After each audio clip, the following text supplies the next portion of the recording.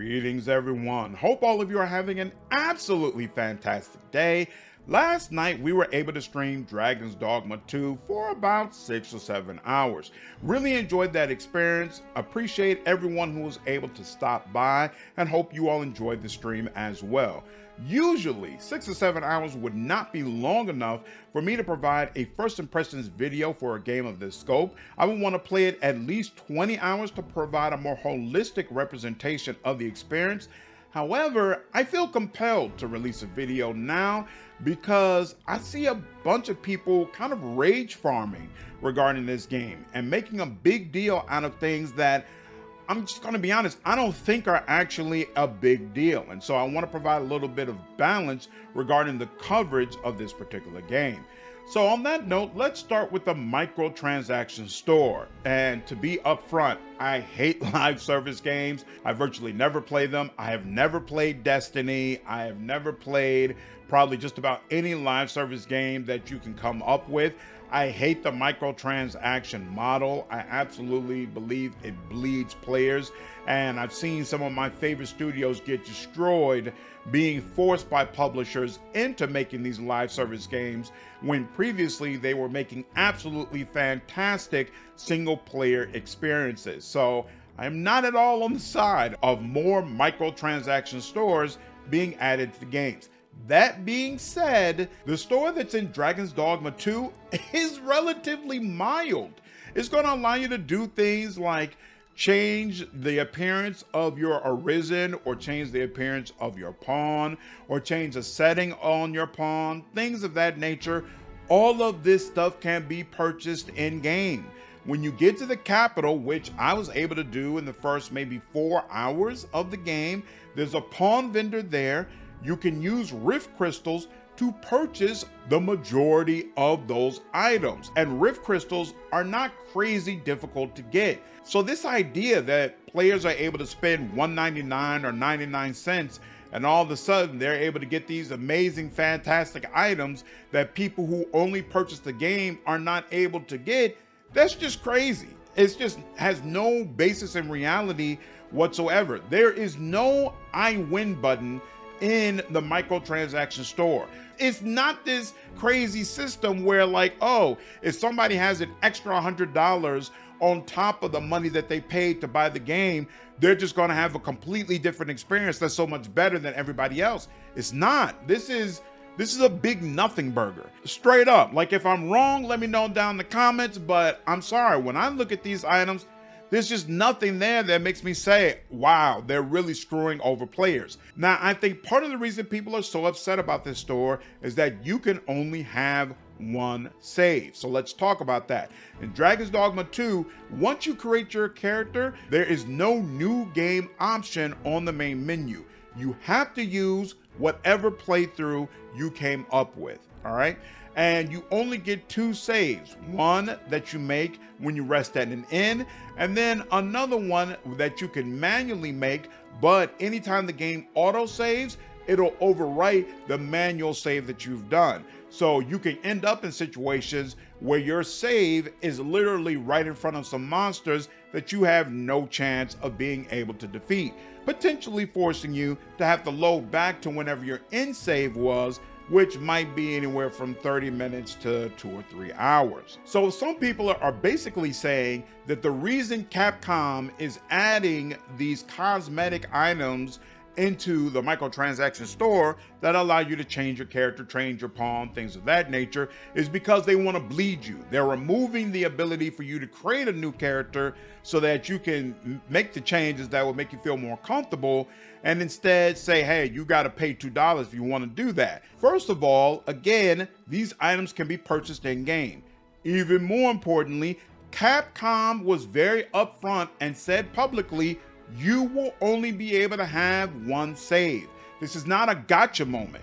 It's not like they pull the rug out from under people. Anybody who was actually paying attention to the coverage knew that when you purchased the game, this is the situation you were going to get. Even more importantly than those 2 points, this is the exact same system that they had in Dragon Dogma 1. You were only allowed to have one character. If you made a new game, it overwrote your original character that you made. You were only able to have those 2 saves in Dragon's Dogma 1. And I've been hearing for years that Dragon's Dogma is the greatest action RPG ever made. So all of you who were okay with this system before, I don't understand why you're pretending that it's such a huge deal now. To be frank, I hate it. I think it's trash. We can only have 1 playthrough. I think it's trash. We can only make 2 saves. I hate this whole model. I don't play games for challenge. I don't need you to railroad me into having to live with my decisions. Personally, I don't find that to be fun. But I knew what I was getting. Capcom didn't pull the wool over my eyes and try to sucker me out of my $80.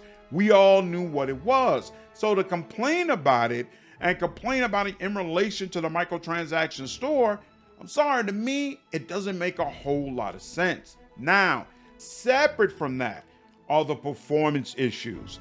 Dragon's Dogma 2 is clearly not well optimized for the PC. Unfortunately, that doesn't really make it an outlier when it comes to developers, right? Most of these developers, if they make games that are for both the console and the PC, they put a whole bunch of effort into the console experience and then they just release it on PC to turn an extra buck. And as someone who only games on PC, that's disappointing.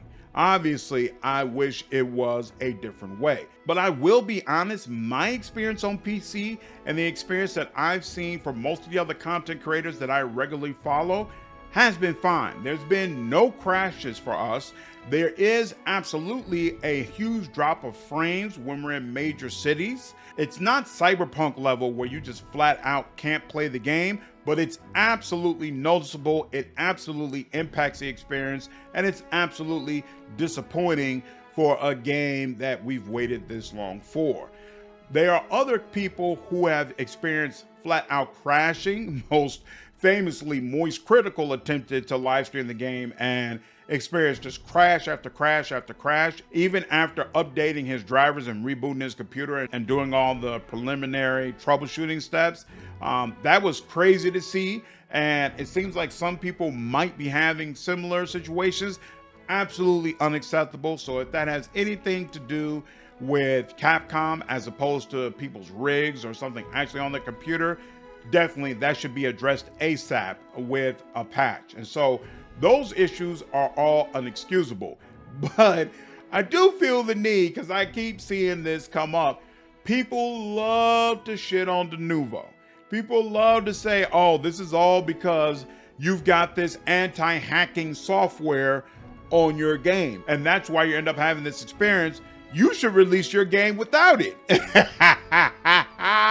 And then things will be so much better. And I'm sorry, all right? This game costs what? It probably costs anywhere from $50 to $70 million to make Dragon's Dogma 2. The idea that a company should produce a $60 million product and then just throw it out to the world and let folks do whatever they want with it, reproduce it however they see fit for their own personal profit, and if they don't do that, they're greedy, is nonsense. It's just nonsense. I'm sorry. Like, I understand the issues that the Nouveau impacts the ability of lower NPCs to enjoy games, and that these people pay for these games, and so they should be able to experience this product in a certain way. I absolutely agree with all that.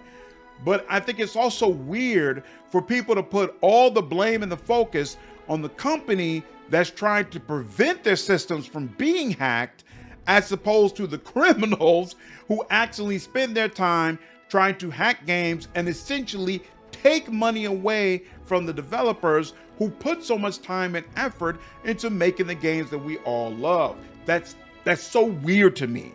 That is so weird and so odd. I don't understand that mindset personally. So again, performance issues, absolutely noticeable, absolutely disappointing for the game to be released in this state. But also, I feel like people are presenting it as like Cyberpunk launch type level. And it's not.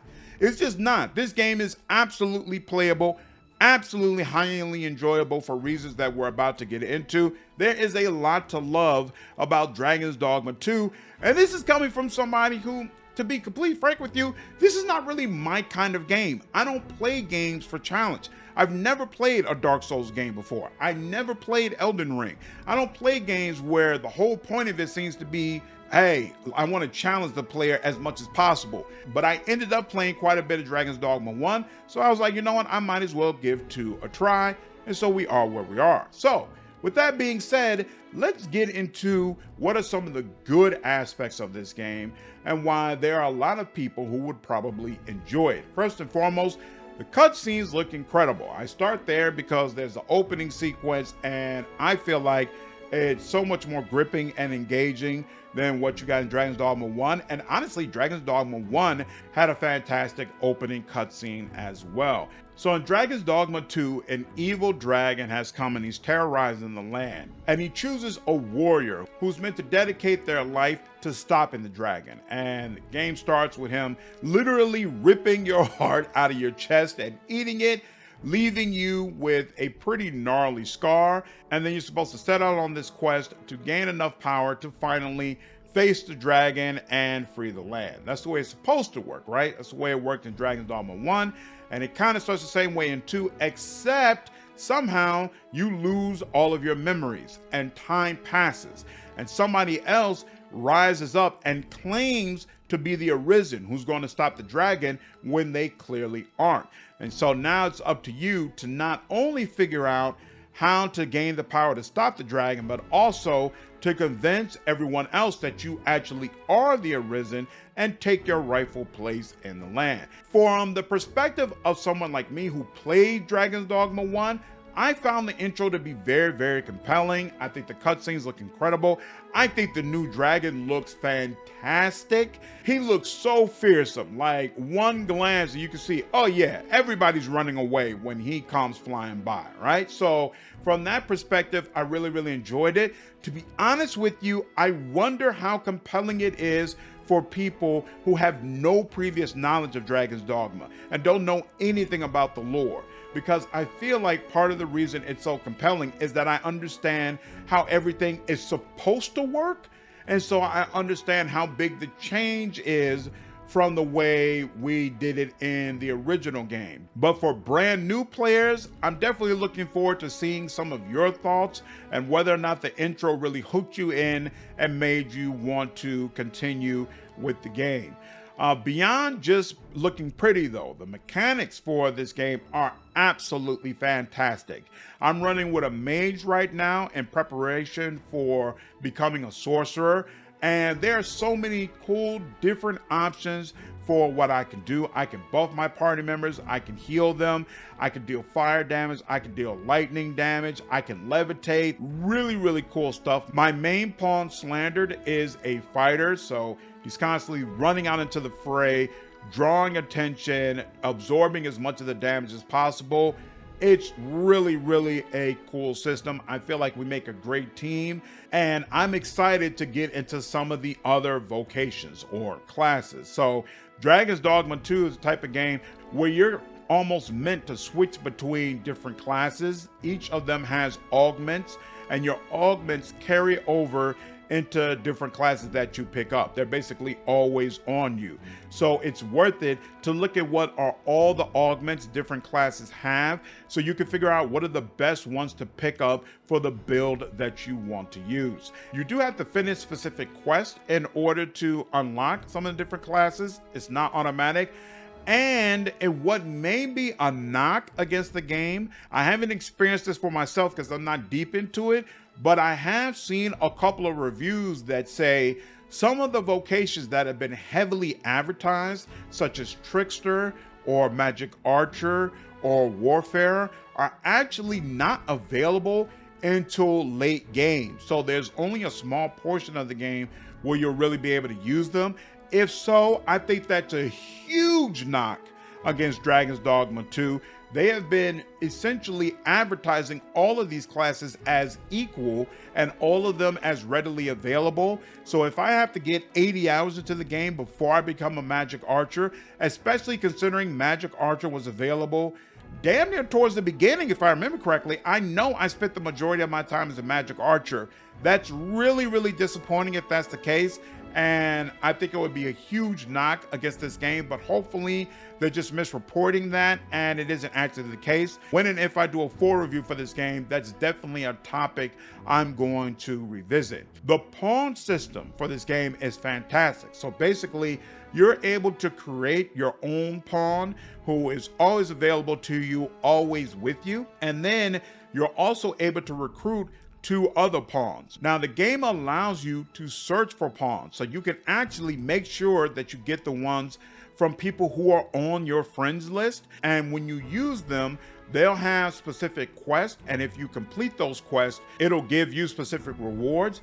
And you're able to give pawns gifts. So when they go back to their arisen, they'll give the gift to their arisen. And it's kind of a way for you all to trade items back and forth. They're going to get more rift crystals when they're used by other people, and those rift crystals can be used to purchase some of the items that we talked about in the microtransaction store, all that kind of good stuff. It's a super cool system. Really makes you feel connected to other people, even though this is not an MMO or a live service game. For those who are curious, I've been using Wolfheart FPS's pawn pretty religiously, and I've had no problems with it whatsoever. Pawns will randomly high five at the end of battles. That has never gotten old, whether it's been Slandered or Wolfheart. We've been high-fiving back and forth the entire live stream. Really, really cool stuff. I've had a blast with the game. Again, I've mentioned this before, but if some of you are playing the game heavily, definitely leave me a comment down below. Let me know. Make sure you add me as a friend on Steam. I always check my friends list first to see if there's some pawns there that I might be able to use before I search out in the general world. So if there's a situation I need a thief or an archer or whatever, and I see you've got one, I'd have no problems picking it up, making sure you all get some extra points. Because the mechanics are so compelling, it makes the progression systems a lot more engaging as well. So you have your own character level, and as you reach higher levels, you're going to increase your core stats. So magic, defense, strength, things of that nature. And how those stats increase is determined by the vocation that you were using at that time. So as a mage, I'm going to get more magic, whereas Slandered is getting more strength since he's a fighter. You can also gain ranks in your vocation. So each vocation has 9 ranks, and as you get higher ranks, you're going to get higher level skills, higher level augments, things that you can use when you're out and about in the world. There's also gear that you can get. So you have rings, you have capes, you have armor, weapons, hats, and many of these pieces are exclusive to specific vocations. So there's a lot of systems that you can play around with in order to make yourself more powerful. And the game really, really pushes you into exploring these systems because the difficulty is absolutely punishing.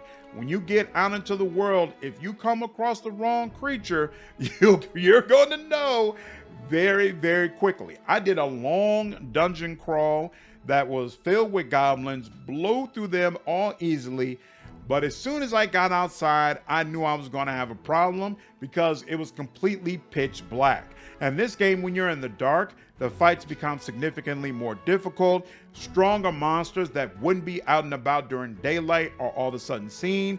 It's just a very, very different experience. And I knew it was going to be a problem. Lo and behold, I take a few steps and a Minotaur comes crashing at me from out of nowhere that has 3 levels of health. And it absolutely obliterated my squad to the point that I had to make a mad dash back to the city. And of course, enemies that I had no chance of being able to defeat were hacking at me and running after me the entire way. It was a terrifying experience, but also very, very effective at reinforcing how dangerous this game world really is. Just absolutely great stuff.